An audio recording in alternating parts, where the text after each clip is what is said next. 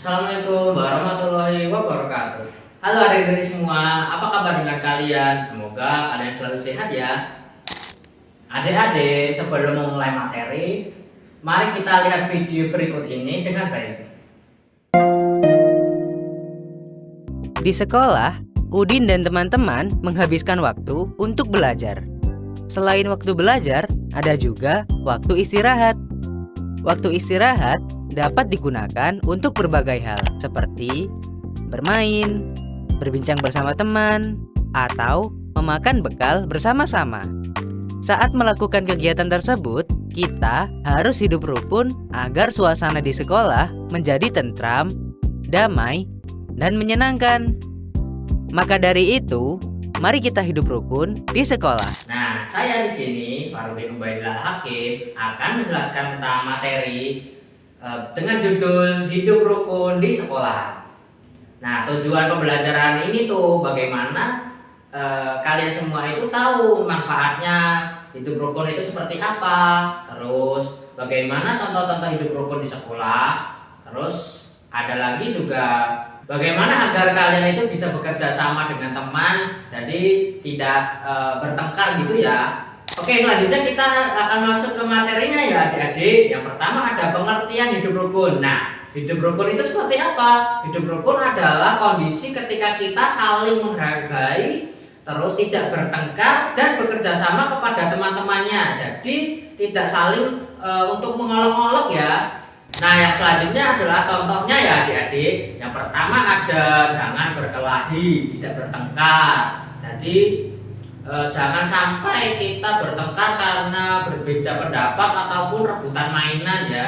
Nah, yang kedua ada berbicara sopan kepada teman. Jadi jangan sampai kalian tuh bertengkar hanya karena saling diejek ataupun berkata-kata buruk kepada teman. Jadi sesama teman ya harus berbicara dengan baik.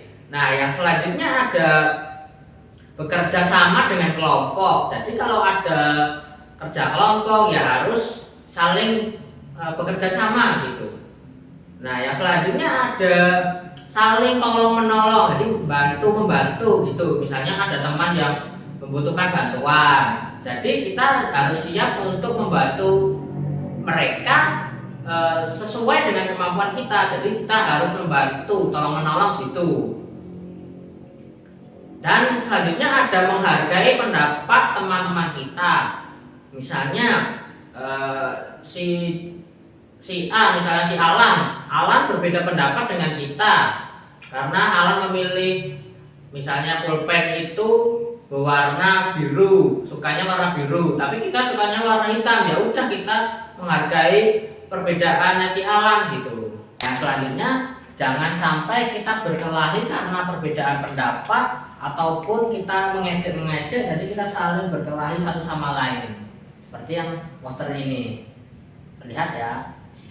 Dan selanjutnya adalah mengapa kita harus hidup rukun. Nah, yang pertama adalah biar kita itu mendapatkan teman-teman yang banyak gitu. Jadi jangan sampai kita berkelahi terus-menerus, jadi kita dijauhi teman-teman kita gitu ya teman-teman. Nah, jadi suasana sekolah yang nyaman itu kalau rukun pasti sekolahnya nyaman, belajarnya tenang, menyenangkan, asik gitu ya.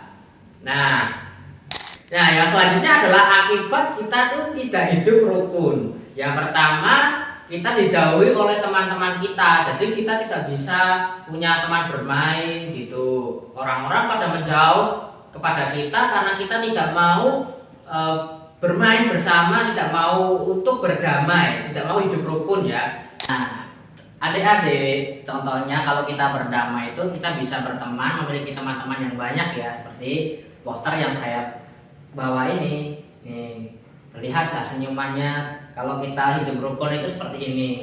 Nah, selanjutnya juga kalau kita tidak hidup rukun, kita pasti belajarnya terganggu ya, terganggu, bertengkar ada banyak gitu. Jadi kalau kita tidak hidup rukun pasti ada banyak pertengkaran yang ada. Jangan sampai kita melukai teman-teman kita hanya karena kita tidak mau hidup rukun. Nah, yang selanjutnya adalah manfaat kita hidup rukun. Yang pertama ada kita bisa meningkatkan persahabatan kita dengan teman-teman. Jadi persahabatan kita itu ada karena kita hidup rukun ya. Jangan sampai kita saling ejek mengejek. Untuk menjaga kerukunan kita harus saling menghormati satu sama lain, menghormati perbedaan pendapat, saling berbicara dengan sopan seperti itu. Jadi jangan sampai kita berkelahi disebabkan karena kita mengejek teman-teman kita. Yang selanjutnya adalah kalau kita hidup rukun, pasti lingkungan belajar kita itu aman, damai, menyenangkan. Jadi tidak terganggu ya kalau kita itu belajar. Nah, yang selanjutnya adalah untuk meningkatkan kerjasama dan menyelesaikan masalah bersama. Jadi kalau kita hidup rukun dengan teman-teman kita, kalau kita misalnya ada masalah ataupun butuh belajar bareng gitu, pasti teman-teman kita bisa membantu kita untuk menyelesaikan tugas-tugas kita bersama, belajar bersama ataupun masalah-masalah itu bersama.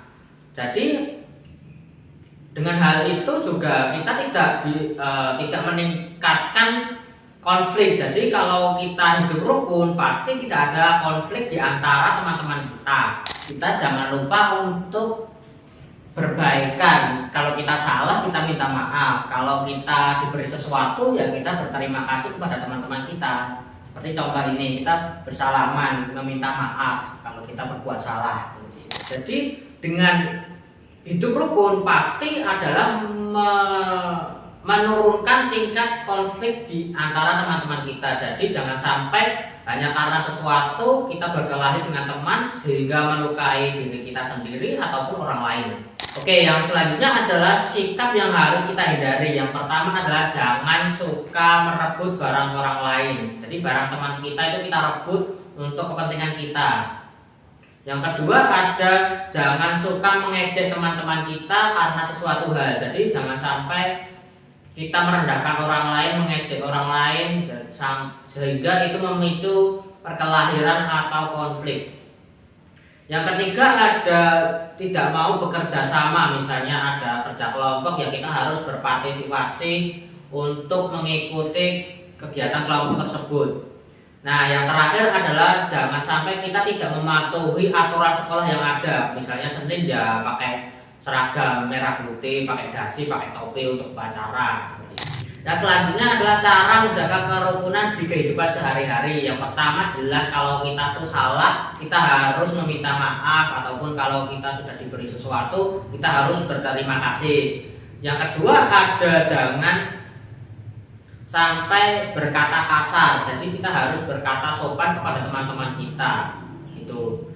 Yang ketiga ada mematuhi aturan sekolah. Seperti yang sudah tadi dijelaskan, kalau aturan sekolah misalnya hari Senin ya kita pakai seragam merah putih gitu.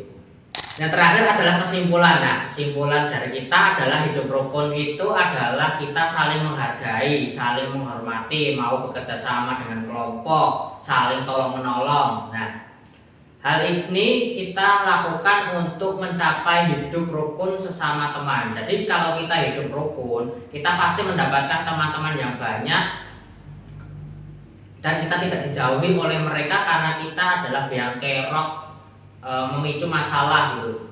Jadi dengan hal ini maka kita bisa untuk menjaga kita.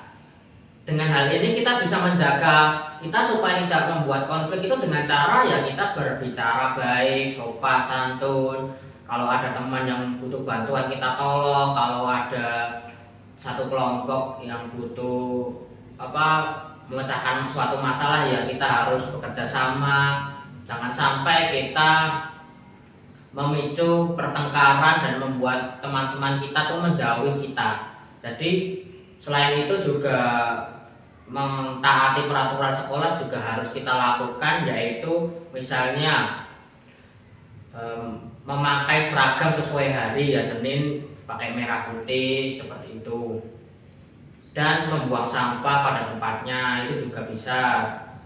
Kemudian waktu istirahat ya istirahat, kalau waktu belajar ya belajar dengan tenang, rapi, dan mendengarkan penjelasan dari guru. Sekian dari saya, Farudin Ubaidillah Hakim. Dengan ini saya minta maaf kalaupun ada salah kata yang saya ucapkan. saya mohon maaf yang sebesar-besarnya. Saya harap adik-adik semua tetap belajar dengan giat, semangat, dan bisa menggapai impiannya di masa depan nanti. Semangat belajar, selamat berjuang, sukses. Wassalamualaikum warahmatullahi wabarakatuh.